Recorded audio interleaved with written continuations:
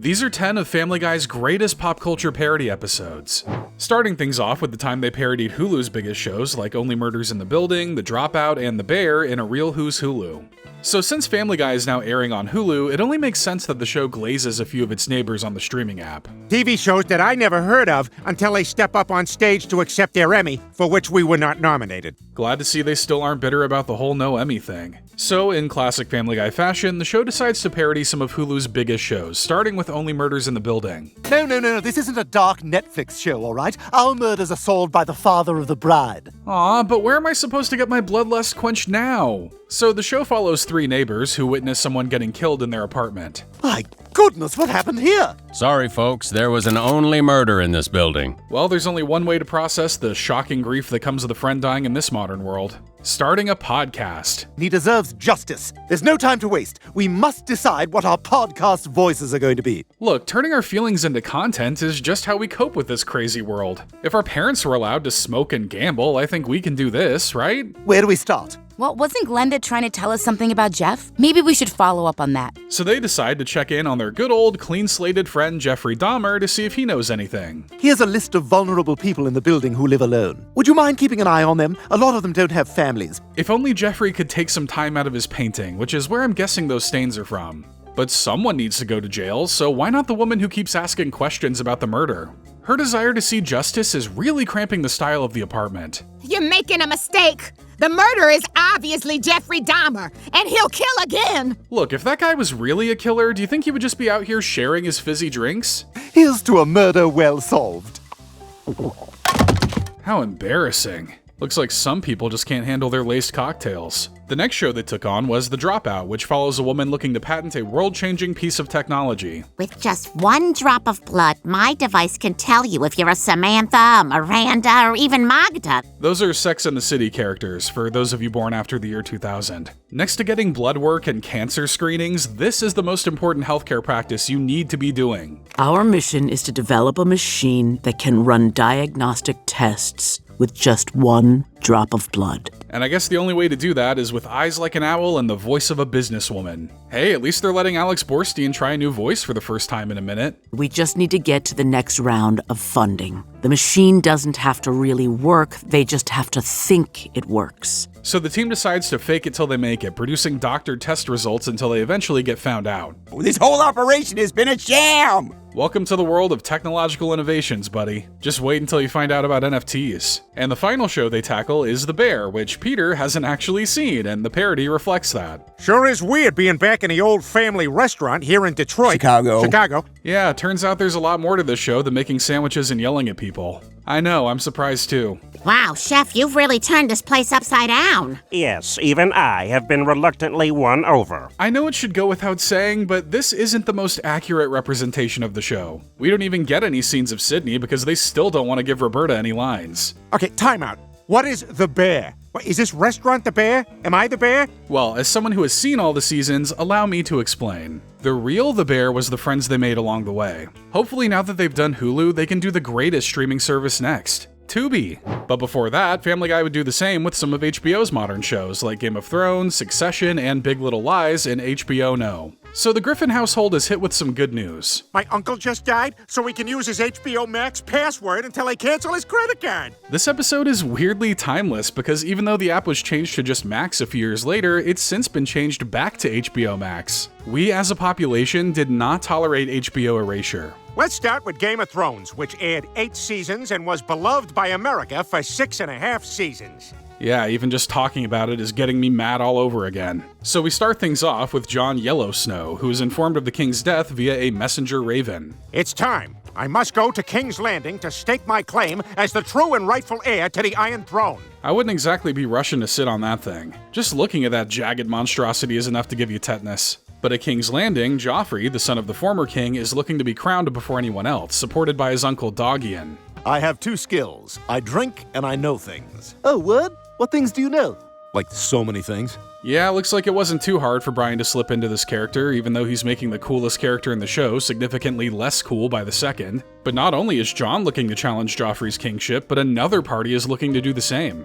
I am Daenerys Targaryen, mother of dragons. Uh-huh. And was the father of dragons also your brother, perhaps? Because that dragon is looking a little off. Thinking about inbreeding? Yabba dabba don't. We have bigger problems than that. The White Walkers are on their way. Yeah, but they've got time to prepare. If the White Runners are on their way, that'd be a whole different story. So after a dimly lit but no doubt epic battle, Jon Yellowsnow is left as the true ruler over the now destroyed kingdom, ready to rebuild it better than it was before. I will make it illegal to say my trainer kicked my butt this morning. Finally, a leader who tells it like it is and says what we're all thinking. And all it took was the biggest fumble ever seen in TV history. Next up is Succession, a show about siblings wrestling for control over their aging father's media empire. I need you all to start fighting over the company, but I will be here for a long time. But there's no need to fight. All they need to do is band together to kill their dad and then split the company 3 ways. That's how I got this channel with my 2 brothers, Tired Clam and Angry Clam. But after a series of hoop jumping trying to win their dad's favor, the patriarch decides to make a shocking announcement. I've decided I'm staying at P-Stream Industries. Okay, we haven't seen the show, so is it actually all just one big waste of time that doesn't lead to anything? If so, masterful gamble, HBO. Gotta respect a good trolling. And finally, we have Big Little Lies, a show about women that Family Guy will naturally have to make about men because they don't have enough female characters. For some reason, Peter always wants to dress like a woman. Just as a joke. A drag queen in denial. You hate to see it. So trouble brews when the child of a new woman in town is accused of bullying the daughter of a wealthy mom. He needs to apologize. He didn't do anything. This isn't over. Yeah, Quagmire and the guys are moms, even though they all just look like the average Portlandian. What did they decide to do with all the women from the show? Can't believe we're doing Big Little Lies and I'm the train guy. Rough. So while at an Audrey Hepburn-themed party, Quagmire schemes at the others to get Chris and his son to leave town, but they quickly get distracted. Oh my God! Somebody pooped at the bottom of the stairs!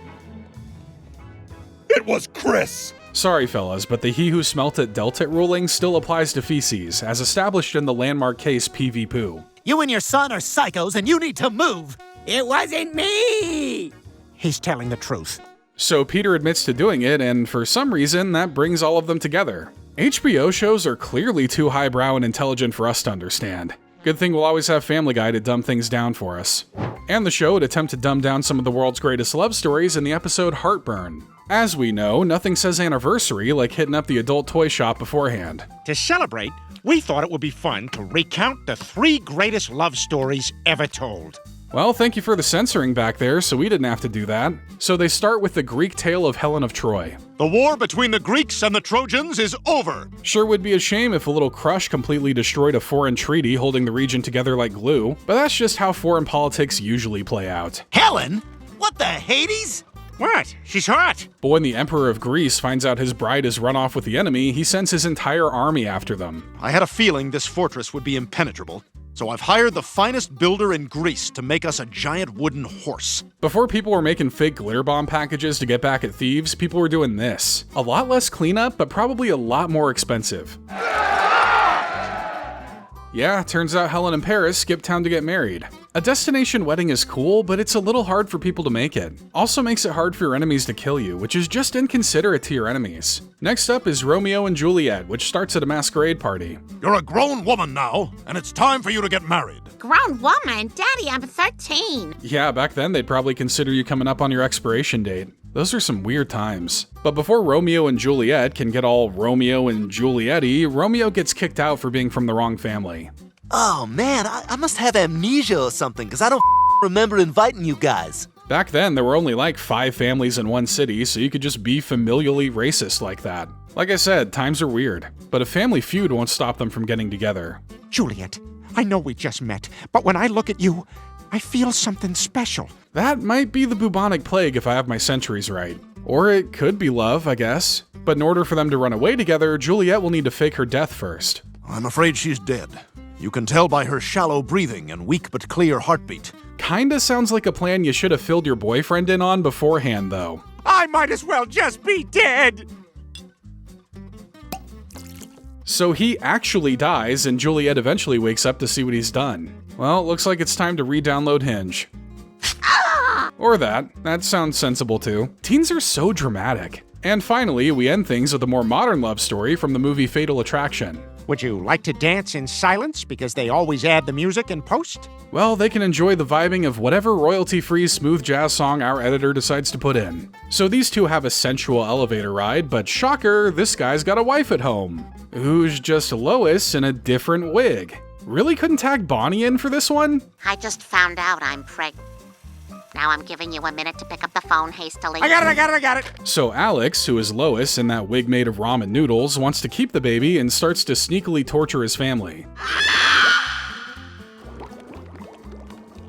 Oh, I was going to kill the rabbit. Nothing evil about cooking the family a nice rabbit stew. Maybe Alex isn't all that bad after all. I'm sorry, Beth. I have a fatal attraction to your husband. Ah, she said it. Luckily, Dan comes to the rescue and commits a little double homicide in his bathtub. You deserve to die because the choices I made are your fault! Hard to call that last parody a love story like the rest, but I guess cheating on your wife and drowning your mistress in the tub is what passed for love in the 80s. And Family Guy would challenge what passes for classic literature with a retelling of famous stories like The Great Gatsby, Huckleberry Finn, and Of Mice and Men in high school English. So we start off with The Great Gatsby, which you'll probably recognize as that book that became a movie that gave us that picture of Leonardo DiCaprio you see everywhere. Ugh, the neighbors are having a party with loud jazz music. So wannabe writer Nick stumbles across a gigantic party thrown by one of Long Island's most prominent socialites, Jay Gatsby. He was clearly playing with himself through his pocket, but I pretended not to see. Look, it's his house, his rules. If he wants to cop a feel on himself, who are we to stop him? And like most men when they meet a new friend, Gatsby divulges a secret to Nick. I come down here to think every night and gaze at that green light. It's where the love of my life lives. Who just so happens to be Nick's cousin. What a coincidence, and totally not a lazy crutch to move the story along. But what do I know? They aren't exactly teaching the writings of the sweaty clam in schools. Yet. So Nick arranges a meeting between Gatsby, his crush Daisy, and her husband Tom. I'm saying I invited you over and sat you next to my wife to say, stay away from my wife. Oof, tensions are high. Nothing like a little trading cars and doing a little drunk driving can't smooth over, as you would do back in the 20s. Daisy's in love with me. In fact, she's never loved you. So Gatsby convinces Daisy to go with him, and you know what that calls for? Yep, more drunk driving. Tom, it's me!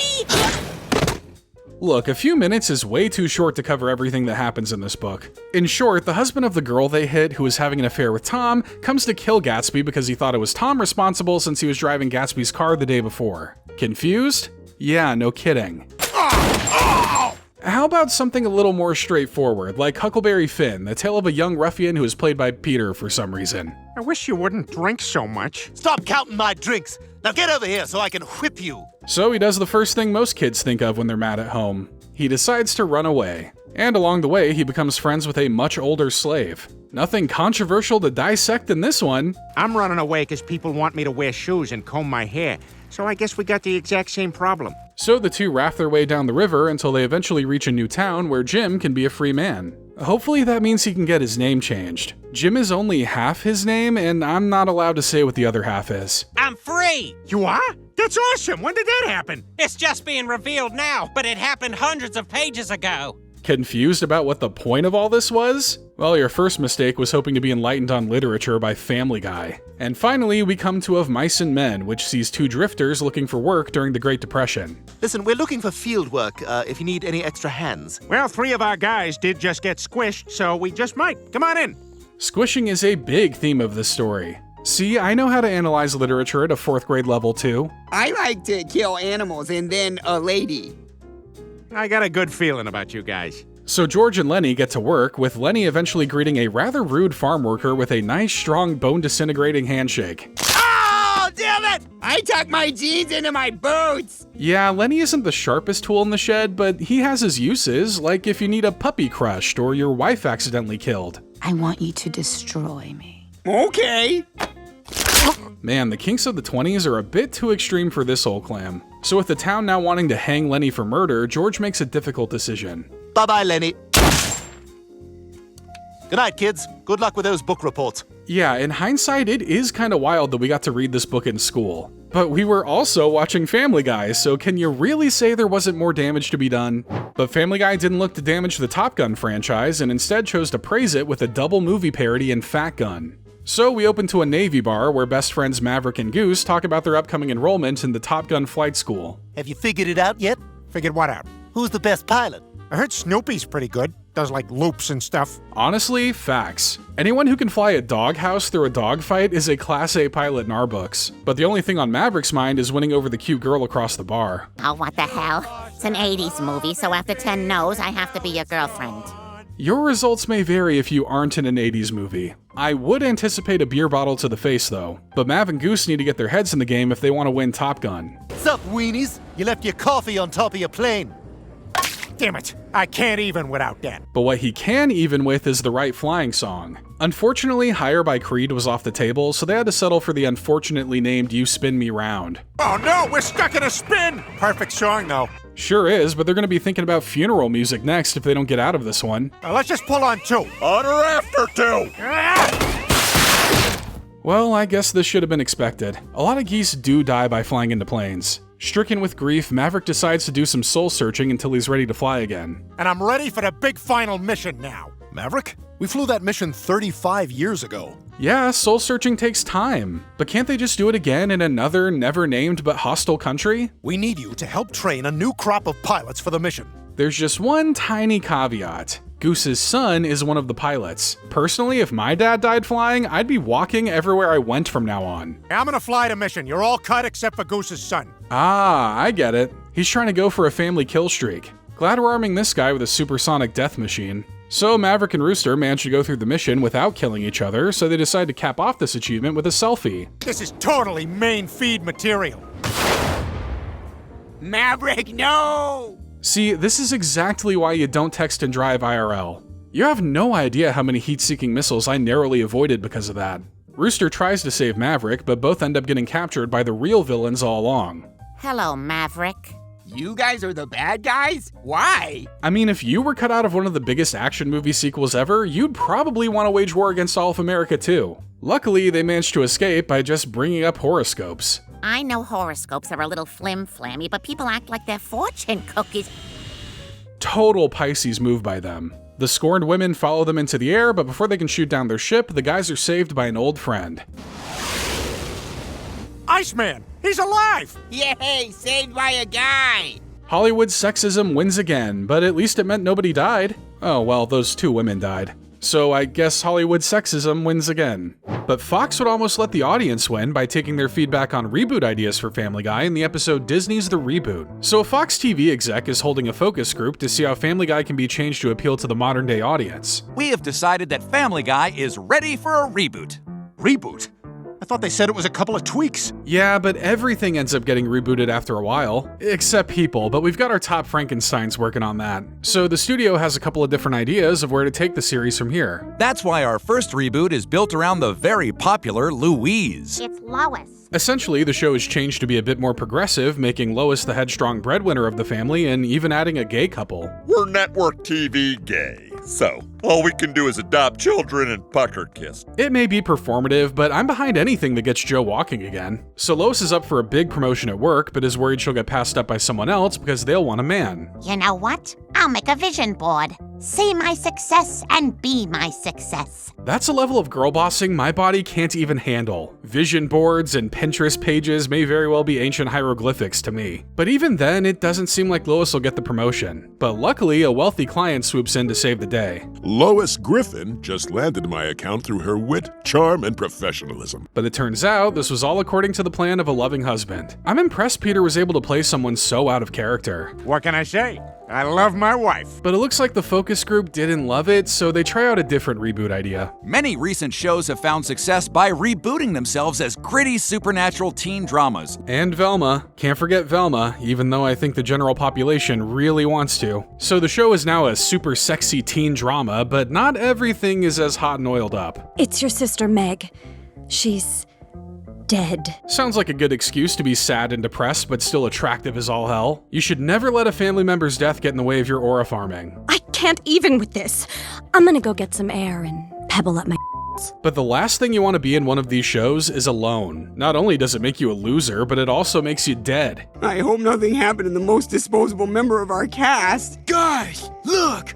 Well, the only thing that can help now is to become superheroes. Oh, and also there are werewolves. Really kind of playing to every hyperfixation, aren't we? Now's when you find out I'm the sheriff. But if you can even believe it, that idea isn't a hit either. Luckily, the network has one more reboot idea up its sleeve. On which we used to rely. Lucky there's a Family Guy.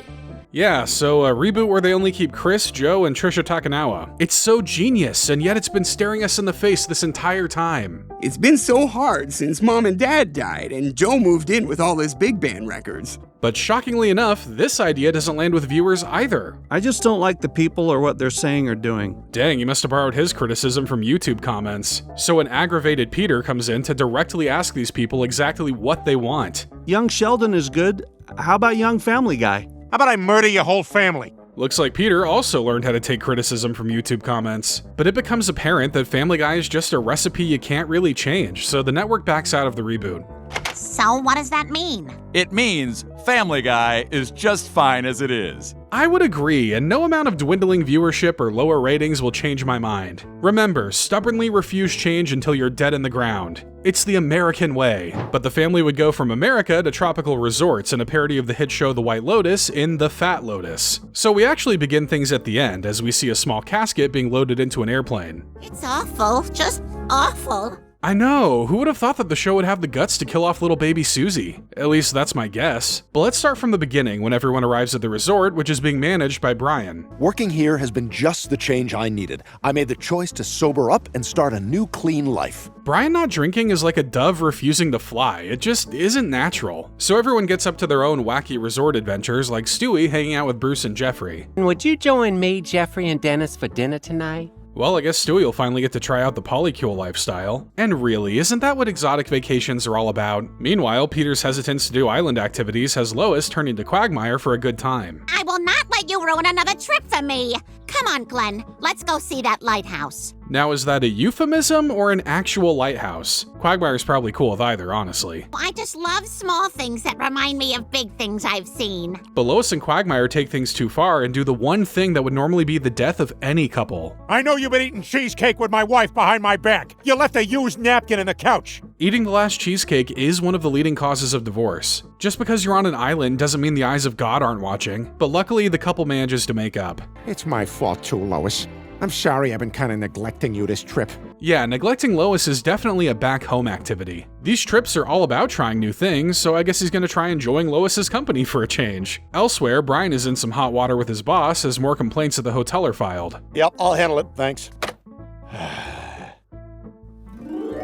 I can always use a good drink after the slightest hint of criticism too. So please be nice to me. My liver can't take too much feedback. Not enough berries on your plate? I got some berries for you, of the dingle variety. The only berry that's always in season thanks to Brian. So Brian decides to hand in his resignation letter through a good old boot scoot. Housekeeping?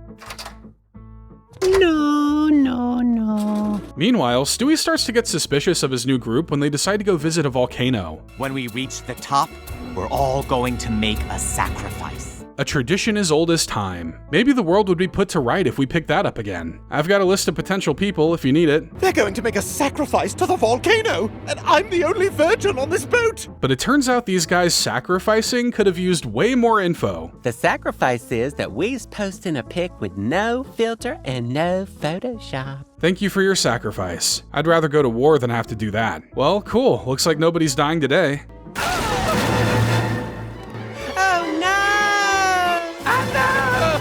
Oh yeah, I forgot about that coffin at the beginning. Turns out it was small because it was part 1 of 2. Another iconic character cut down in his prime. How will Bruce ever recover? I could come back with you. Oh, let the healing begin. Yeah, he'll be fine. So this episode isn't the most direct parody, as everyone still retains their names and continuity seems to be a thing, but that doesn't make it any less enjoyable. But maybe next time they need something a little less exotic. La Quinta, perhaps? But there's nothing exotic about murder, which is front and center for Family Guy's film noir parody, The Fat Man Always Rings Twice. So our story is set in a 1930s city where Peter is working as a private detective with quite an apt name. The name's Mac Book Pro, and I'm a private dick. Get it? Because apt sounds like app, like on a MacBook. I can sense you laughing through the screen. Anyway, Mac gets approached by a woman named Hetty Toothgrace who has a job for him.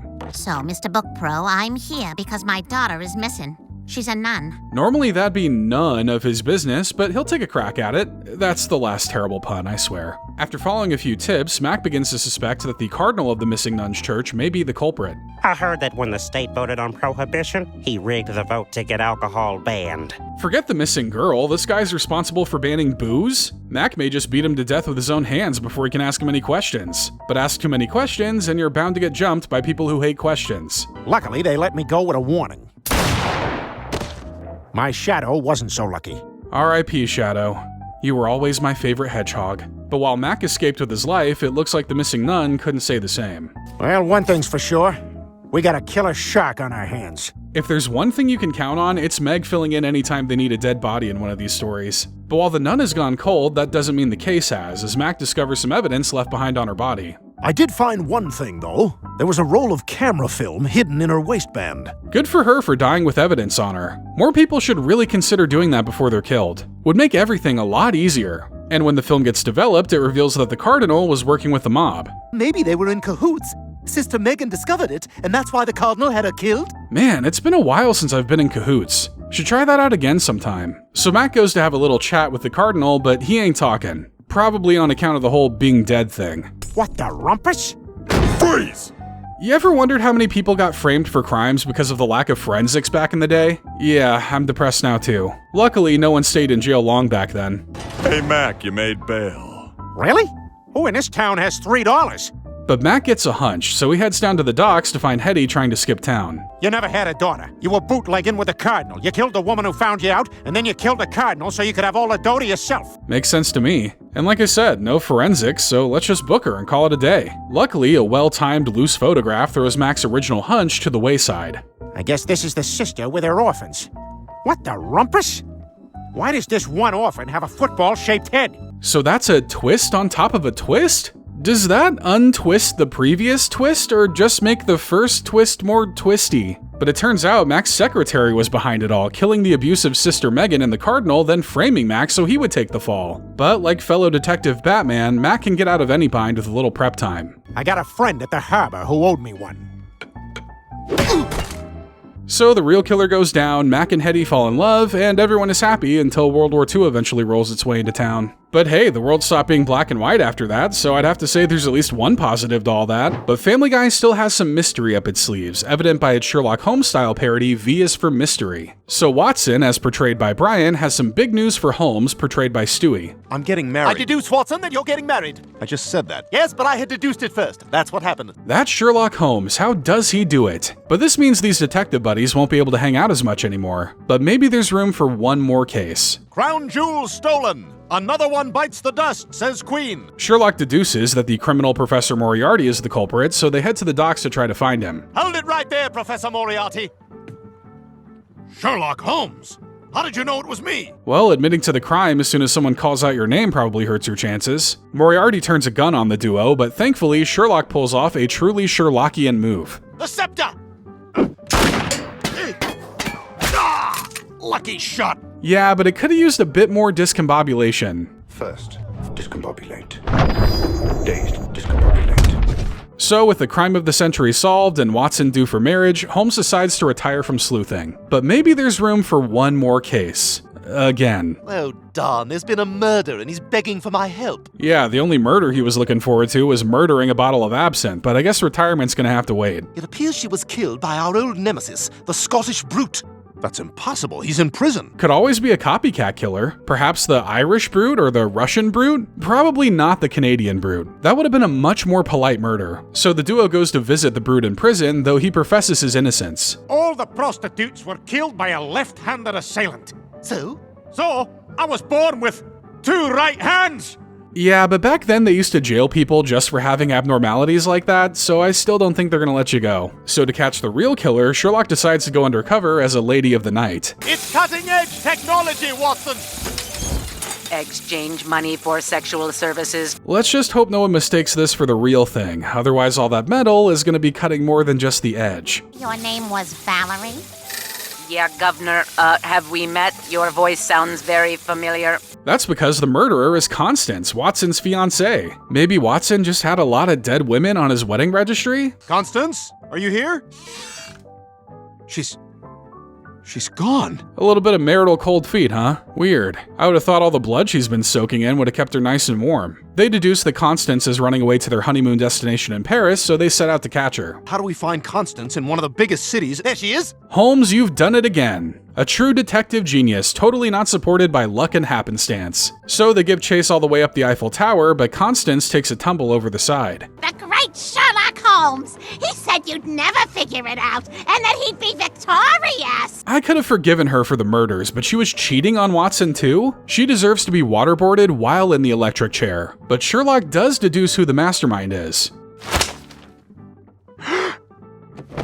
We made it just in time. Not that mastermind though, the other mastermind. You can dispense with the act, Professor Moriarty.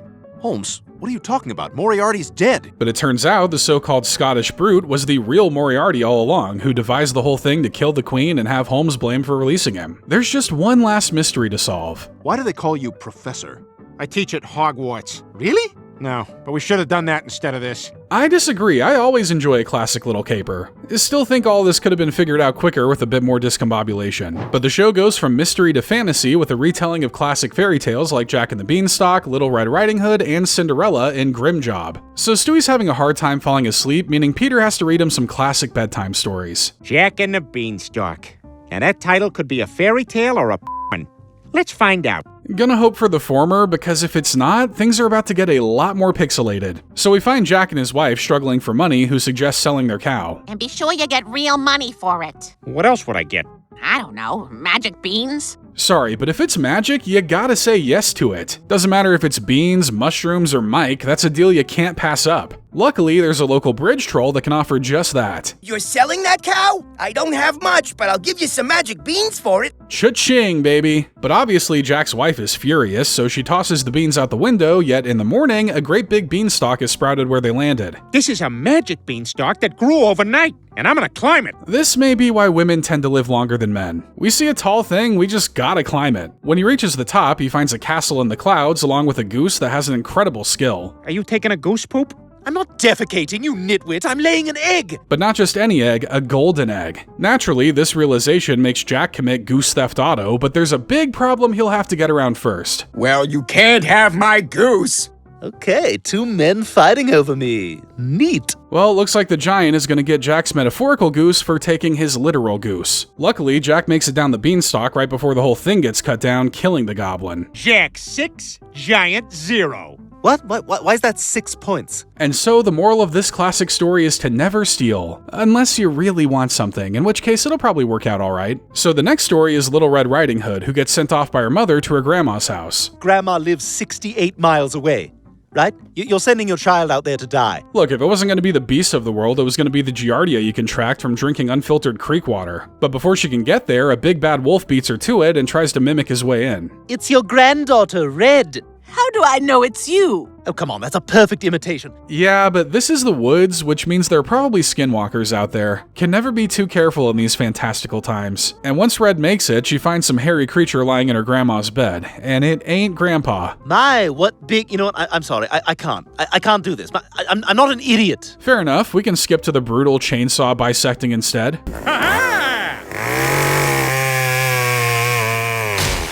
Okay, the moral of this story is an easy one. Chainsaws are very cool. Looks like that last one put Stewie to sleep, but 3's a pair, so... Hey, wake up! We got one more! And last but not least is Cinderella, a story about a woman tortured by her mean stepsisters. You just keep scrubbing that poo spot so I can come back and poo on that spot again. Oh, but if only there were a prince who could whisk her away from all this. And if only this story were called Cinderella so we knew something good would happen to her. Actually, it is. Ah. That does not bode well for us. But when it comes time to attend a fancy ball at the palace, Cinderella's dreams are dashed away. Girls, shred her dress and divvy it up for monthlies. I can't seem to properly articulate how much I hate them. Care to help, Norm MacDonald? I believe everyone involved in this story should die. But not all is lost, as a fairy godmother comes to bless Cinderella with a new dress and even a fancy ride to the ball. Well, is everything all right in here? This hurts! This hurts! Look, it was a nice gesture and all, but I think some people might have some questions when you roll up to the function in a carriage that's screaming. So Cinderella makes it to the ball and immediately catches the eye of the prince. Not too hard, considering many people at this time were missing teeth and only bathed once a year. Hey, where you going? Endangered by the bell, Cinderella rushes home before her clothes disappear, yet she manages to leave behind a single slipper. Seems like the magic's rules are a bit inconsistent. Gonna have to mark this down a few points on my Goodreads account. And so the prince searched all over the kingdom for the foot that fit the glass slipper. Incredibly lucky on her end that she was the only one with that shoe size in the land. Eventually, the two reunite and do the most logical thing when you've only known each other for less than 5 minutes. You get married! They got into a huge fight when his mom got sick, and now they don't even follow each other on Twitter. The end. Ah yes, just like the Disney movie. Folklore is always a great source of inspiration, and I'm glad the show decided to dip its toes into that pond. Just the toes are fine. I don't think I'm trying to see Peter skinny dip in that pond, but I would love to see you leave a like on this video if you had a good time, and remember to subscribe to the channel if you want to see even more Family Guy videos.